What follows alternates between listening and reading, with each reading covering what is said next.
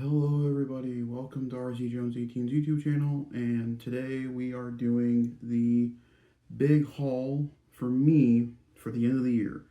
These were the last figures I wanted to purchase and or get for my current Masters of the Universe Origins collection, and I got two really big pieces for She-Ra. I got a 2-pack that was very elusive to me. I completed a set of figures. I acquired a figure because of a comic book, and then we have a bunch of Mattel Creations exclusives.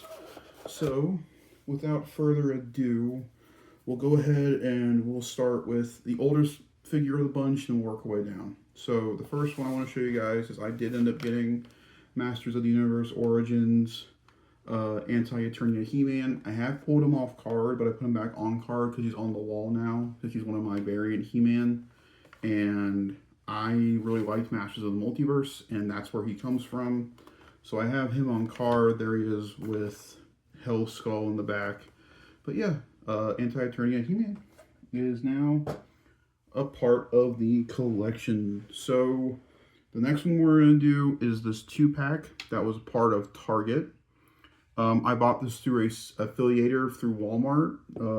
This is one of the purchases I got because we're celebrating the 40th anniversary of She-Ra this year, and I've been trying to find more of the She-Ra stuff that I do not have in my collection. Now I feel like I have all the major She-Ra figures from Cartoon Collection.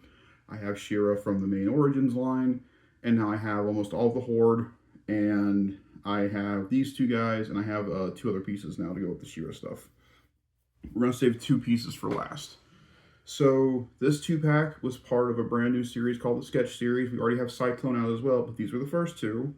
And that would be the sketch artist Hordak. And my favorite of the two would be sketch artist Grizzlord. Now, as you can see, I have swapped some parts around on these already because these are now just generic Horde members. They also work for Mumra in my display. That's where they are currently. But I have both of these, and I think they look terrific. The Sketch Grizzlord looks the best in my opinion. But I switched their armors around, and yeah. But there are the Sketch Series Hordak and Grizzlord. Very excited for those.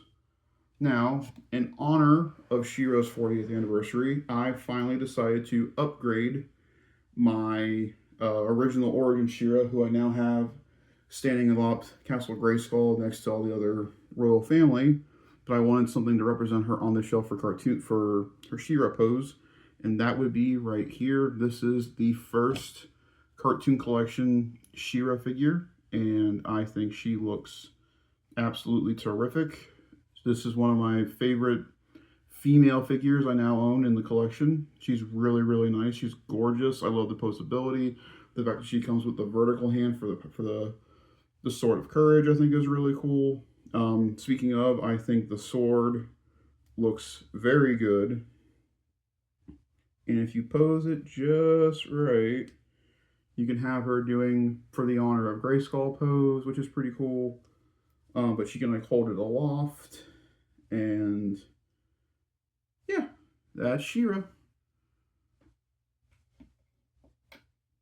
Now, she was part of a 6-figure lot assortment that I got from Big Bad Toy Store, Anti-Eternia He-Man being the other one. The other 4 figures that I've gotten, you guys have seen already, so I'll go ahead and show him off first, and that would be Battle Cat Man from the Thundercats line. Really like this figure. The review's already up on the channel. You guys know how I feel about this figure. Really, really excited for this figure. And on top of that, I also got the Panthro, which he looks terrific. Looks really good. Really, really happy with these Thundercats figures. I did not think I was going to like them as much as I do, but I do. Next up is we have Chitara. And there she is with her little staff on the arm and her full staff in her hand. I think she looks really good as well. Her legs are a little bit of a nuisance because of the way the feet work. But once you get her feet in the right position, like you have to move them around a little bit. But once you do, she stands just fine. It's just because of the nature of how they do the leg designs on the Thundercats figures, where I have to pop the feet out in order to switch the boots. I knew that was going to become an issue at some point. Here is Tigra.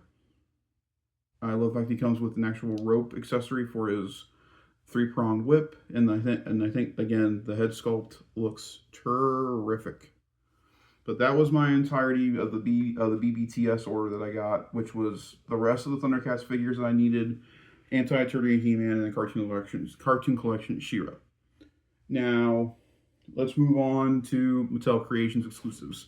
So I have 4 here. We're going to talk about 3 of them right now. The other 2 we're going to save when we do the final 2 big things of the haul. So this first one is a part of the Powers of Greyskull line, and she is now the second figure that we've now gotten from Mattel for that line. Sorry about the shaky. And that would be Shirella. She has not come off card yet. I don't think I will be taking her off card, simply because I don't have anywhere else to really... I can put them both with Eternia if I wanted to, but I like having them on their Powers of Greyskull boxes. And again, these are such, like, these feel like collector exclusive figures that I'm excited about, and I'm really excited about this figure. I think she looks terrific, and she looks great on the wall next to Hero. Now, these other 2 I have a story with, and we'll go ahead and get that out of the way. So this video was originally shot back when, what's today, Monday?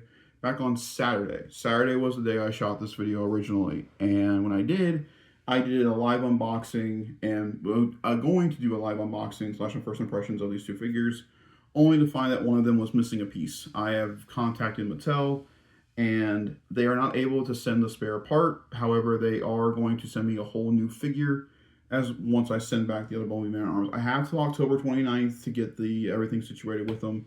I'm going to give myself another week and a half, 2 weeks to kind of really settle in whether or not I'm going to be that encouraged to get the extra accessory, because both these figures are staying on card as well. One is on the wall, and one is over here on the wall next to Snake Mountain. These were announced back at Comic-Con here in July, and I was too curious about both of them, so I went ahead and got both. I am debating on getting the other 2 of this line right now, and that would be the Masters Transformers crossover. So here's Megatron Armor Skeletor, and again, I'm debating on whether or not to get Prime and Scareglow, He-Man and Scareglow, so we'll see. But this is the Megatron Armor Skeletor. Looks really good on card. I love the card art for these. Skeletor on one side, Megatron on the other. Got that really nice box art here on the back, and again, really like these. He's over here next to Snake Mountain on the side. And the other one that was up for solicitation as well during that time was the one I was talking about, which is the Man-at-Arms Bumblebee. As you can clearly see right here, this is where the Energon blade is supposed to be, and he did not come with one. Everything else is here: the shield, the blaster, the face mask, and his mace, but the dagger is not. And I don't know if I'm going to end up doing it, simply because they're going to go right back on the wall, and these have not been even untied yet from their carapaces. Same thing like with Shirella, because I don't have anywhere to put these on display, and I want to keep them nice and minty on the box, and so they're going to stay where they are for right now. Now, I have the box for this next piece, but the box is too big, and I just don't have enough frame to facilitate, but I can show it. So I have been on a not rampage, but I've been really wanting to collect all the play sets for Masters of the Universe Origins. My Snake Layer, which is fine with me, I really wanted to get the original 4, which were Snake Mountain, Greyskull, Eternia, and now this. The other one's going to be Crystal Castle, and then the accessory to this being Slime Pit, but we'll see. I am obviously referring to the Masters. I'm going to scoot back just a little bit so you guys can get a better shot. I am obviously referring to the Masters of the Universe Origins Fright Zone playset. I have now acquired it, and it is gorgeous. I have Hurricane Hordak, my Lord Hordak, sitting on the throne. I have it in this configuration where you're looking inside, where you see like lava. Here is the cage that you can open and close. You can also, I forget which way it is, but you can also remove that. You've got this little area right here. You got all the birds. You got the weapons rack right here. But yeah, here is the Fright Zone. I now own all the playsets, and that makes me very happy. It has its own dedicated shelf to where it sits. And so, but yeah, that is Fright Zone. Now here's the big one. Everybody has been sharing pictures, has been sharing photographs of them getting this piece. And I ordered it the day it went up for pre-order, and it got here last night. I had a very, very, very rough night last night, and so it's very nice to come home and do this. I stayed home today from work. I just needed some time to recuperate from today, and so, but this was a nice thing to get to and have waiting for me when I got home. This is the big piece for the 40th anniversary of She-Ra, and I got the Mattel Creations exclusive 40th anniversary She-Ra and Swiftwind 2-back for Masters of the Universe Origins, the cartoon collection. Here is the back art on the back of the slipcover. Gorgeous. Here is where your figure lays with Swiftwind. And obviously Mattel Creations exclusives, I've always been really happy with their packaging when it comes to their big pieces, and this being one of those. You also get this really nice lithographed art card with She-Ra on the front and some writing on the back with the 40th anniversary logo for She-Ra. This feels like a Comic-Con piece. This feels like the 40th anniversary thing they did for He-Man and Skeletor, but it's She-Ra and Swiftwind. And I've said their names enough. Here they are. And this set is just spectacular. I love how I have She-Ra sitting currently. You've got like the bridle you can put her legs through, and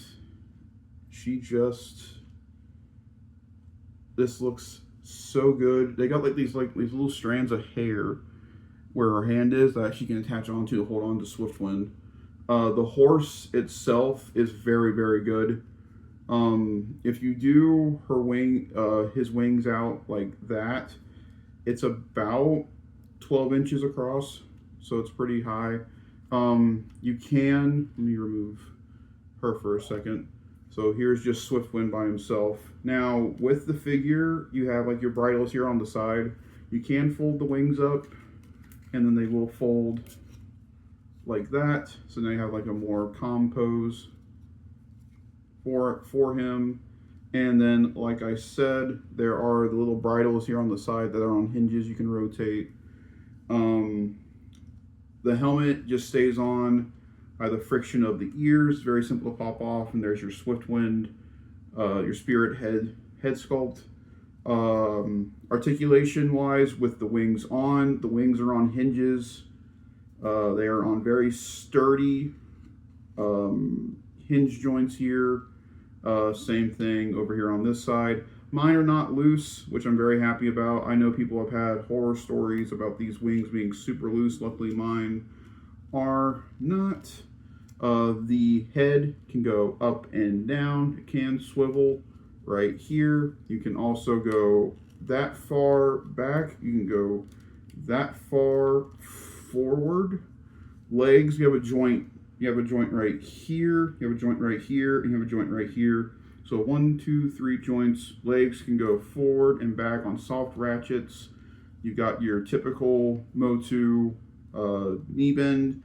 And then you got the hoof articulation. This just shows that Bowcat and Panther could have had the paw articulation. They just didn't want to do it, which is a bummer. Tail is on a hinge, so it can go up, down, it can swivel. The legs are very interesting. So it is It can go up that far. I think it can probably do a full. It can, yeah, the leg can do a full 360, but it's on a very loud and tight ratchet. Legs can go in and out, and again, same process in the back, joint, joint, and joint. So it is basically up to you how you want Swiftwind / Spirit to be standing when you have them without She-Ra on. Speaking of, here is the 40th anniversary edition of She-Ra. She comes with a translucent bladed blue version of the Sword of Courage. But we can go ahead and do this. So we'll go ahead and remove the swords here and get this situated. So here is your retail version of She-Ra, and now here is your 40th anniversary version of She-Ra. Now when you look at them side by side, the paint on the face is pretty similar. The only difference for me is I think it's a little bit more glossier on the 40th one. I don't have any paint smudges on the 40th dress at all. You also do get the cloth cape on the 40th compared to the not like super rigid but like pliable plastic cape. And I also did want to show how, there we go. This one should pop off, no problem. So if we take off the capes off of these figures without the extra accoutrement, I'm going to get these legs straight. Without any extra accoutrement, the bodies are basically the same. They reused, I believe, so this should say 2025, and so this one should say 24. But it's basically the same body. I think the gold is a little bit sharper on the 40th one.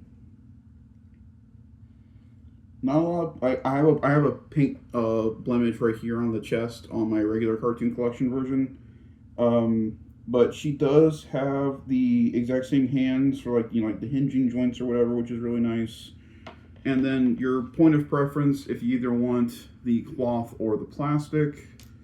I want to look and see how the new head looks with that plastic cape, and it looks good. It's definitely more, it's not super rigid either, so like you could totally use this and do a sitting pose with She-Ra no problem, and she could sit on Swiftwind. So if we bring our legs out to the side, and then we can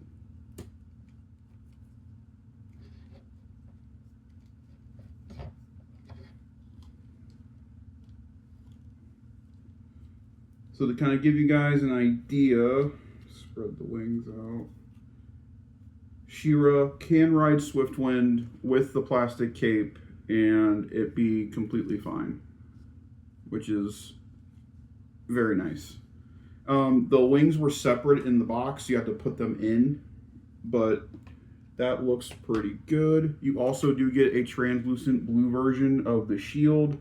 When you look at these swords, I think this is the regular release, which is more of a light silver, and here is the 40th version, which has like the blue jewel, and it's more of a darker silver on that one compared to the other one. I think the shield would be the same way. But yeah, truly a beautiful piece. I think she looks absolutely terrific.